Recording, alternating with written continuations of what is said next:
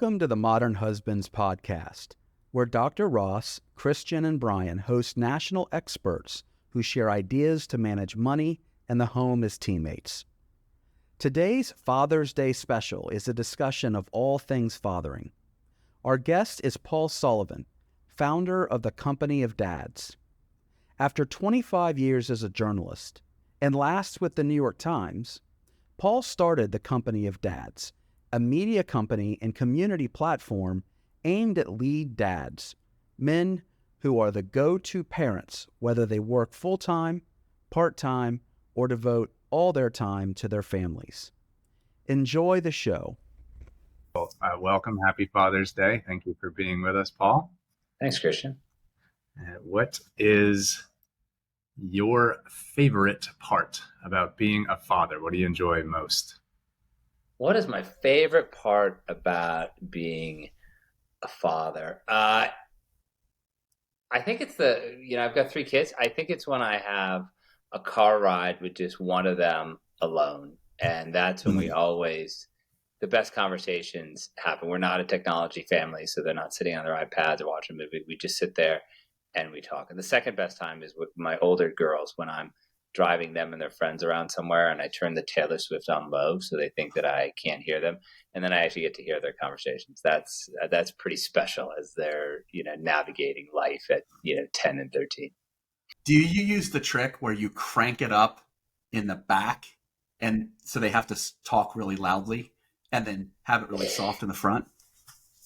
No, because that would mean that I knew how to operate the radio in my car and I'd be able to adjust the front and the back. And I don't. That's something then I'd have to ask my 10-year-old to fix it because she would know how to fix it, and then she'd be in on the joke and know what I was really doing. So no, I just low. All right. So obviously your kids are smart enough to figure that out, and you worry about them undermining ploys such as this. What along those lines, what accomplishments that are earned by your children make you most proud? When they're kind. I took my middle daughter for her. She's going to a new school next year, and they have a math evaluation to see where they're, coming from one school to the next. And I just stood there waiting for her, and she was nervous, she was a little anxious, and the head math person came up and was just talking to her, and she was so kind and so polite and so direct. And that's something that makes me beam, or particularly with that daughter, I'll hear from her teachers who will say, boy, so-and-so was having a hard time today, and your daughter asked if she would like to join them on the playground or at lunch. And when I hear stuff like that, it's like, okay, my wife and I must be getting something right, because that to me is A+ to be a great 30-year-old when they get there. Yeah. That's some kind kids. That's wonderful. What traditions did your father pass on to you? And how has that played a role in your fatherhood? One of my father's greatest skills is my father is a remarkable driver.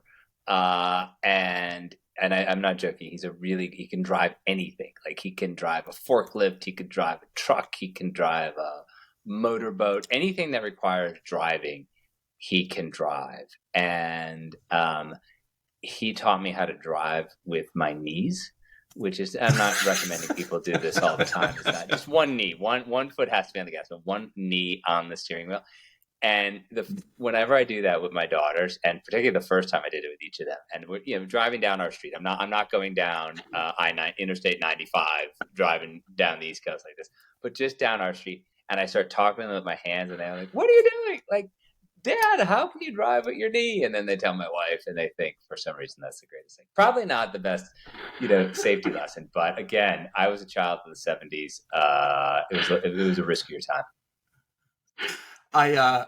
So I have to wonder, like, when you're driving with your knees and then you start talking with your hands, have you ever hit your kids in the head with the phone that you're using to text while you're driving and using your knees? See, that is one skill that I don't have, and my father certainly doesn't have. My father doesn't even know how to work his cell phone. He's that 70 something, where no matter what is going on in the world, if his phone rings, he answers it. So he has no like cell phone skills whatsoever. But it's no, we no texting drive. No, that's the one part we should respect. Have you seen the videos of the responses of folks in the early 80s when they made it illegal to, I shouldn't laugh, to drink and drive, and also to where they made it so where people had to wear a seatbelt? Have you ever seen that news footage? No. So listeners, hold tight. I promise we will clip in an audio version of those interviews, and they are not spoofs. They are real. Any attempt to restrict drinking and driving here is viewed by some as downright undemocratic. It's kind of getting common is when a fella can't put in a hard day's work, put in 11, 12 hours a day, and then get in your truck and at least drink 1 or 2 beers. They're making it laws where you can't drink when you want to. You have to wear a seatbelt when you're driving, and pretty soon we're going to be communist country. I kind of changed the subject to let me add this before you change the subject. Let me have one thing in there. I remember I lived in New York City from 1996 to 2006. I've never smoked a cigarette in my life. I think they're disgusting. My dad smoked. It led to all kinds of problems later. I just never done it. But you go out and you go to a bar in New York City in the 90s and everybody was smoking. And I'm like, well, of course, you're in a bar, you should smoke. And then Mike Bloomberg said, there's no more smoking. And I was up in arms. I was like, you should be able to smoke in a bar. You're having a drink. And then the first time I went to a bar and nobody was smoking and I came home and my clothes didn't reek of other people's cigarette smokes, I'm like, Mike Bloomberg is a genius. That guy, I don't care what else he does as mayor, but you had all these people up in arms. You're like, I should be able to smoke in a bar. I don't care if, I'm giving everybody else secondhand smoke. And once they got rid of it, that's a great idea. I just enjoy my glass of wine. Much better. Are there any places, Wes, where you can still smoke in a bar? Yeah, sure. Georgia. I'm sure. Really, Georgia, where we go on Wednesday for wing night, they have a back area, 2-story back area where people are still, hacking away back there, smoking their cigarettes. Yeah, lovely. Paul, for some reason, I can see this image of your father doing bicep curls while driving a forklift with his knee, and also he's also like teaching you to be kind to others, and it's just this great masculine image. The true image, I don't. He might have done that, but fortunately, I wasn't allowed to be around him when he was driving forklifts because that was dangerous even for the 70s. But what he would do, and I have this image burned in my mind, is when we would go skiing. I grew up in rural Massachusetts, these little mountains that have been unfortunately wiped out by global warming. But you would have night skiing, and so you'd go skiing at night. There were lights on. They're blowing snow. Snow's blowing on you. It's icy. And this is why New Englanders are better skiers than people who grew up out west, because you know how to ski in tough terrain. And my dad would be there in these super long skis, back when like the longer the ski you had, the better the skier you were, like 230s, these Olin skis.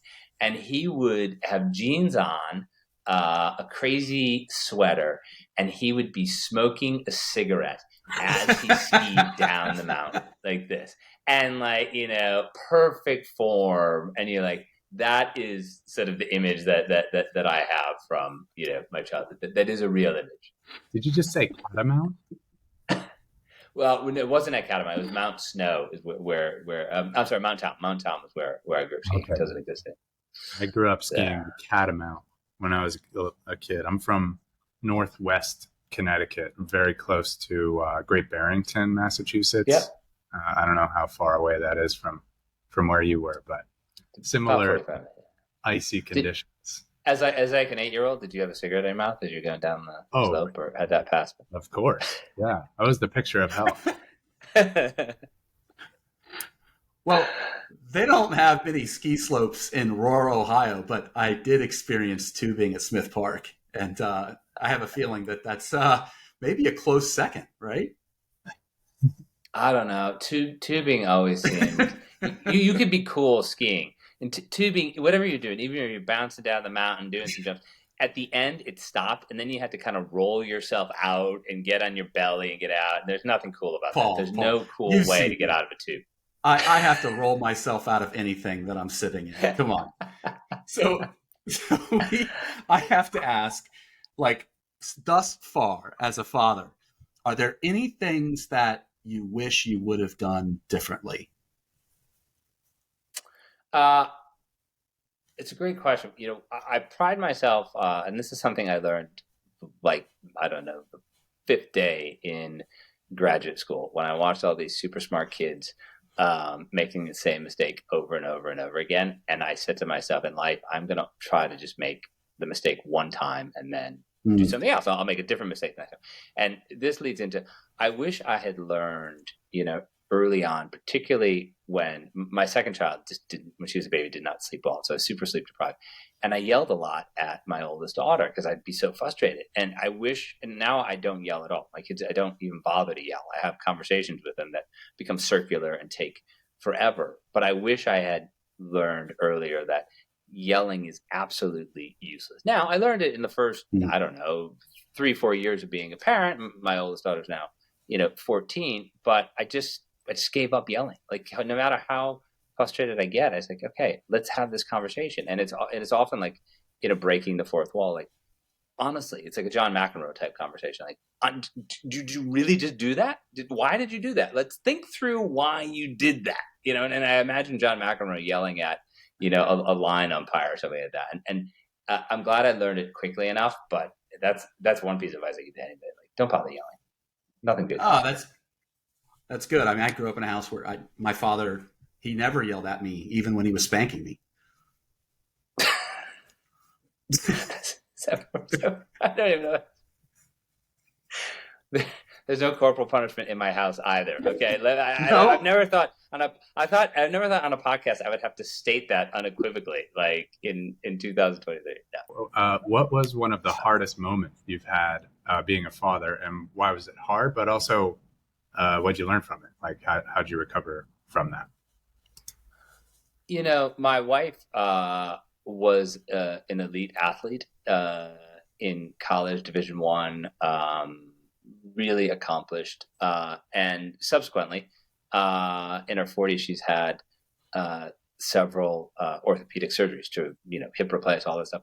And some of the most challenging moments as a father and a husband is like, how do I balance who I'm caring for, and how do I balance, like, when my wife, she had, again, this is all as I tell my kids, like, look at dad, mediocre athlete, all original parts. You have a choice here: mediocre athlete, elite athlete. You've seen the two. And trying to balance, like, your kids need you, and they're young, but your wife just had her hip replaced, and what do you do? And so one of the things that I learned from that is just to be completely transparent. I know that what they're saying is, and they're acting out because they want attention, as children do. They want to be seen, they want to be heard. Yeah. And I am just, again, breaking that fourth wall. I say, look, I understand that you need something right now. Here's what's going to happen. I'm going to help mom right now. And then your sister needs me to do this for her. And when I'm done with that, I will come to you. And then I make sure I don't forget. And I do all those things. And so I sort of set the framework, like, okay, here are the expectations. Like, I know you need me right now, but I am only one person. So what can we do? And so, again, unfortunately, my wife has had several of these orthopedic surgeries, but fortunately, I kind of realized that early on. I was like, okay, this isn't working. What can I do to make it work? And again, just laying it all out for the kids, that's helped tremendously. Your kids are young. At what age are you going to turn to your kids and tell them, you need to be aware, kids, that your mother needs help? Why aren't you helping? Why aren't you helping your mom? No, my kids, I'm fortunate that I've not had to do that. They're 6, almost 11, and almost 14. And even the youngest one, I mean, they are very helpful. And so that is great. We've not had a household where they've sat around, we have this at dinner, the oldest 2 clear the table, clean up the dishes, load the dishwasher. and the youngest one, carries things to the sink, and then it's her job to, wipe off the table, wipe all the mess off the table. Now she's not very good at it, but whatever. You can't quibble. She's only 6, but stuff like that where, the youngest one is, I'll say stuff like, "Oh, geez, I forgot my X," or "Mom needs her Y," and she's like, "I'll go get it," and she goes right away and she gets it. So we've been very fortunate that I've never had to do that. Now, I'm not going to make kids advantage. Sometimes I have to tell my older one, the oldest one, like, go easy on your middle sister. I mean, that is just too much. So there are moments like that. But no, on the helping part, we certainly lucked out. Well, but maybe that's because I just sit on the couch a lot. I sit on the couch and ring the bell. So I train them with the bell early on. That's not true. Although it would be fun to do for a day. I have a feeling that you might be a little bit lucky, but you could be the beneficiary of some great parenting. This though. No, kids don't listen to what you say. They look at what you do. So if they see Dad helping and getting stuff, they do it. If they saw Dad sitting on the couch ringing a bell, I mean, they would start doing that, and that would be annoying as hell. Like having a whole bunch of kids ringing bells on the couch. We don't do that. That's a great point. We don't do that. Yeah, I just can't get that image out of my head of somebody just kind of like palming the right hand bell, the little miniature bells. Somebody should come running towards them. So, what are obviously at the Company of Dads, every week you have a podcast, and you release great conversations with fathers about how to be a lead dad, and this is something that we see in our world that's becoming relatively common now that in 45% of households, women earn around the same, if not more, meaning they work longer hours, and there's more greater need for working together to manage the home, raise children. So as you're working through these interviews, what are some of the characteristics that you see in a great father that don't necessarily match what characteristics somebody would say a great father has in the 1950s? They're 100% present, and which is not, doesn't mean that they're able to devote all their time to their kids, their family. But when they are there, they are present. And if you think of that, 1950s image, or even that 1970s, 80 image when I was growing up, it was Dad was the provider. Dad came home. Kids were seen, not heard. Dad read the paper, had a drink, talked to Mom, kids. And now it's just, again, my dad made it until I had kids before he changed a diaper, and he's horrible at it. But it would never even dawn on any man in our generation or the generations, below us not to be part of that. So that's table stakes. But the really elite dads are the ones who say, okay, just as they would be present at work, just as if they were having a meeting, they'd turn everything off and they'd be fully focused on that meeting. They are fully focused on their children for those moments, be it 15 minutes, 30 minutes, be it, hours. But, and that's the difference, because then, the children are going to want to go off and do something else, but the children know that they're seen and heard, and that, Dad is engaged and Mom is engaged, and that they're paying attention. I was wondering if you were going to bring up the imagery of the newspaper. That's, for some reason, that's like the, what do you call it? The Leave It to Beaver. That's the archetype that I always think of, is the newspaper and the sky. Even though my father is not like that. What do modern husbands, listeners, need to know about the Company of Dads? I've thought about this, and in a way, it's kind of like squares and rectangles. If you remember, from when we were in high school geometry, where how does it go? Every square is a rectangle, but not every rectangle is a square. So I would say that, every modern husband is a lead dad, but not every lead dad is a modern husband. And the reason I say that is because a lead dad is the go-to parent, whether he works full-time, part-time, or devotes all his time to his family. And in many cases, that lead dad is also supporting his spouse in his or her career, supporting his spouse at work, supporting other, working moms at work.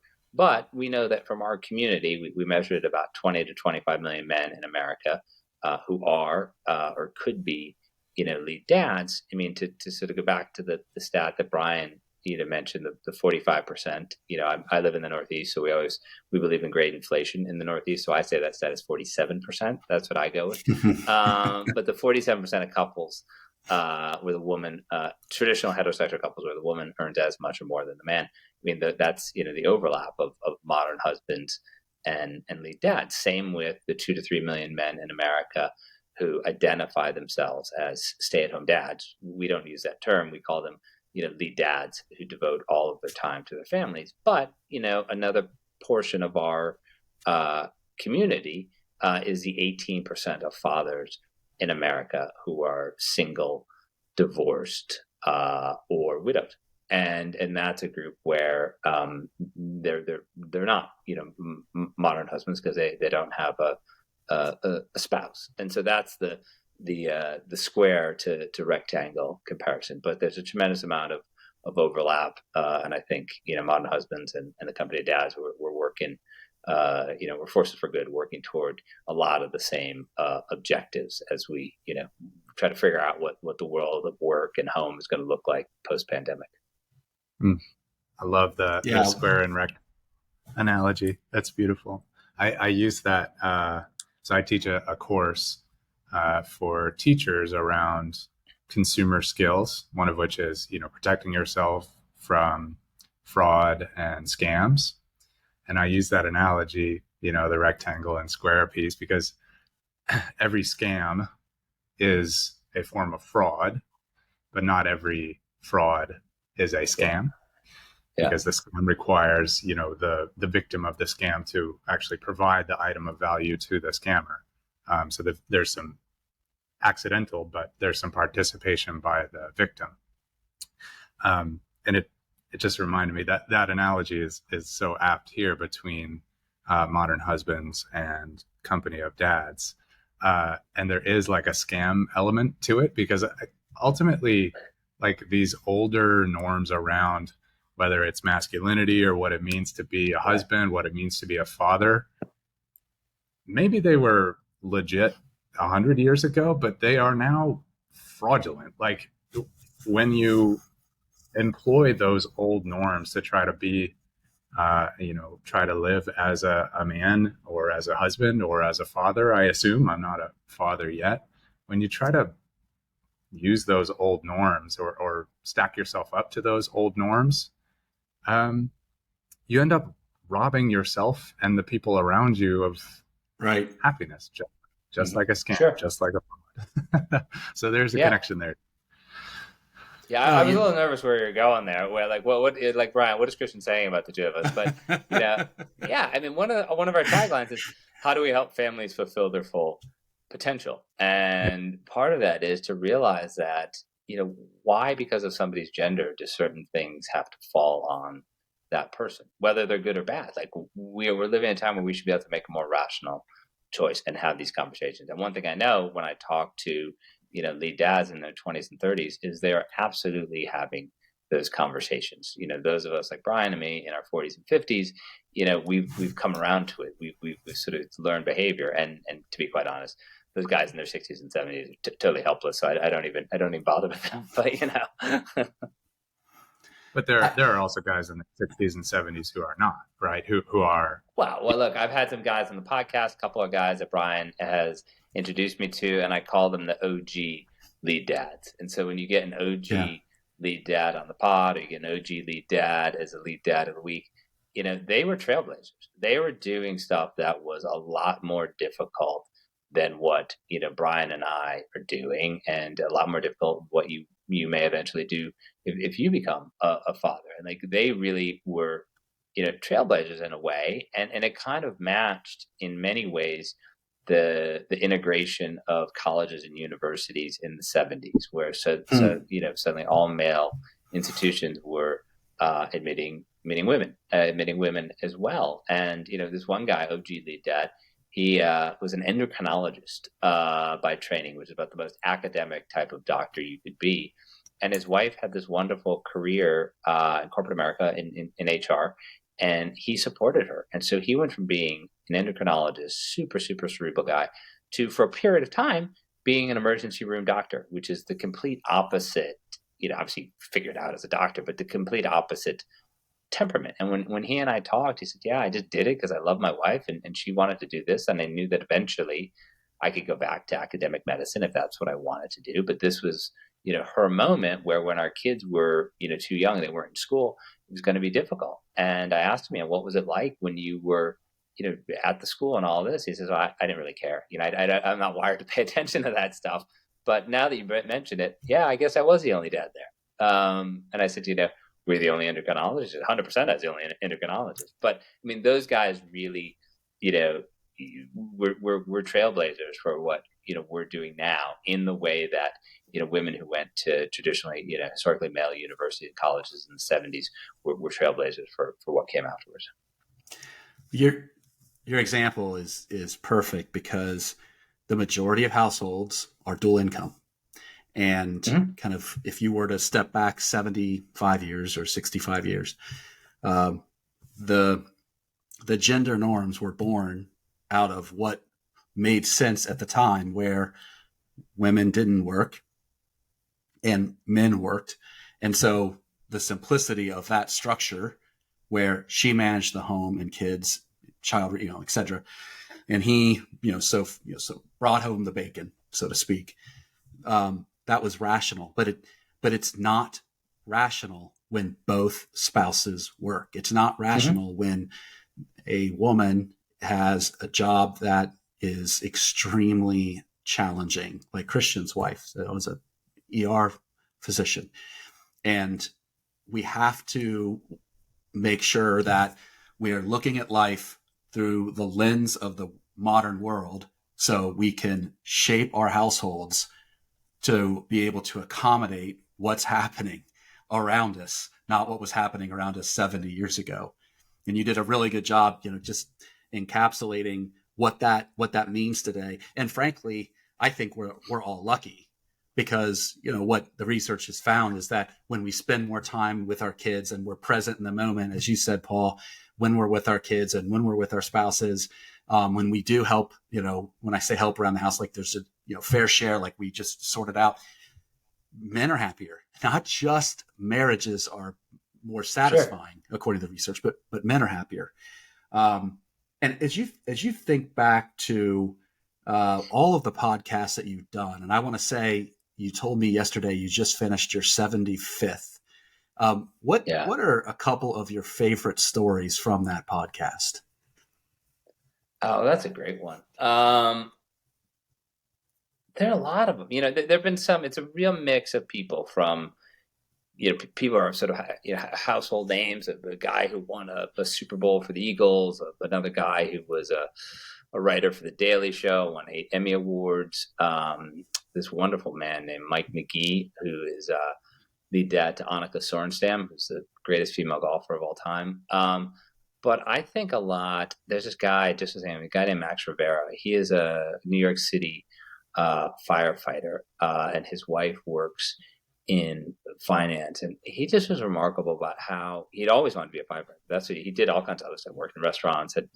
That's just what he wanted. He always loved it, and he accomplished his goal. And because of the way that, firefighters work, he was able to be a lead dad. And he found, and this is kind of challenging our own assumptions of masculinity, he found that in the New York Fire Department, there are an awful lot of lead dads, because there are a lot of dual income couples, and they had these stressful but predictable schedules. You'd work a couple days on, a couple days off, a couple days on, and you could plan things around it. And he had found a supportive network of very masculine men who were also lead dads and modern husbands. And another a podcast I've done that's really, it forged a deep relationship is the second podcast with Najee Good, who won a Super Bowl playing for the Philadelphia Eagles,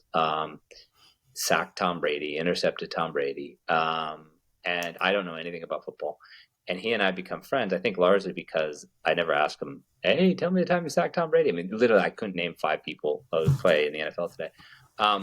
But he's on our board of advisors, and he's been incredibly supportive in introducing me to other retired players, to the point where we're doing an event with the NFL Alumni Association toward the end of 2023, because these guys love it. And not all of them, but there's a group of them for whom they're done with their careers as football players early, but they have to have another career because they make amazing money for 20-year-olds, but not the type of money, for the most part, that you can live your whole life on. And so then, as they redefine themselves, they were absent for the beginning of many of their children's lives, because when you're playing, and when you're not playing, you're doing absolutely nothing. And so, like, those times during the season, they're gone, and then in the off season, they're home. But it's been wonderful for them to become these former football players to come into the company dads, but it's also been great for us because we can use them as examples of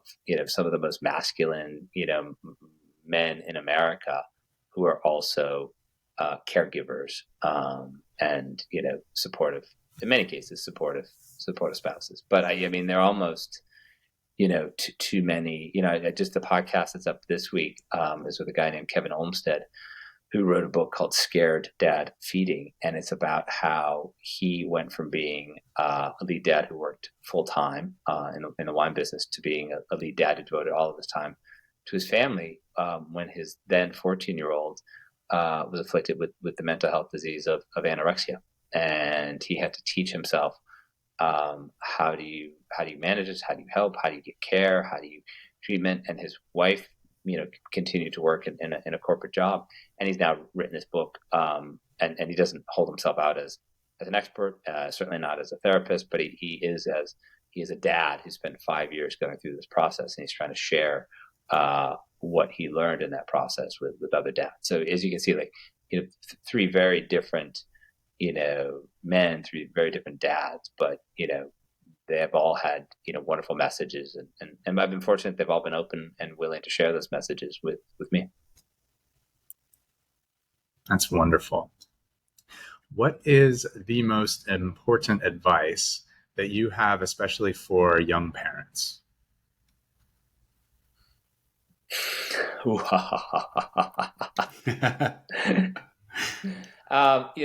the most important advice I always say before somebody becomes a parent is make sure you really love your spouse, and make sure you have a great relationship with your spouse, and you've had a lot of fun with your spouse, and you have a real, reserve of memories and experiences to draw on. I mean, my wife and I were together for 5 years before our first daughter was born, and those years, they were incredible. We just had so much fun together, and we really knew that we loved each other because our kids, great, of course, are great, but they're not great all the time, and it's not like they're behaving badly. It's like things happen.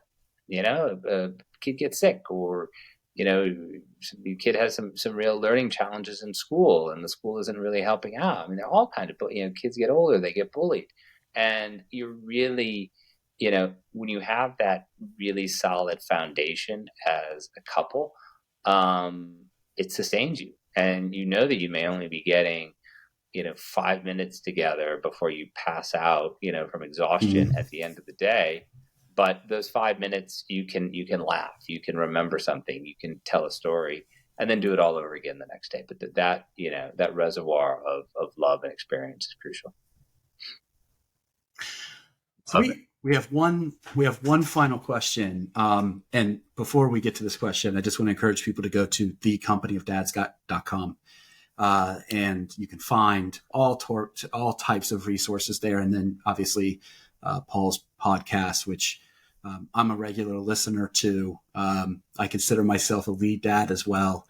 But I think it's important to kind of start with the end in mind to bring this podcast to a close. So So my question for you is, how do you want to be remembered by your kids? I want them to remember me as a guy who, was present, was involved, but never took himself too seriously, and always tried to make them laugh and to know that they were loved. You're a great dad, and we could not think of anyone better to have on our podcast for our Father's Day special. Paul, thanks for joining us. And for our listeners, we encourage you to go to thecompanyofdads.com and enjoy all of the great resources and ideas and community that Paul is building there. Thanks, guys. I appreciate the questions. This was great fun. So thank you for having me on. Thanks for joining us today. Don't forget to click subscribe wherever you download your podcasts and share the Modern Husbands podcast with your friends. A special thanks to our guest and, of course, to all of our listeners. Please be on the lookout for new and exciting announcements on modernhusbands.com. Until next time, be well.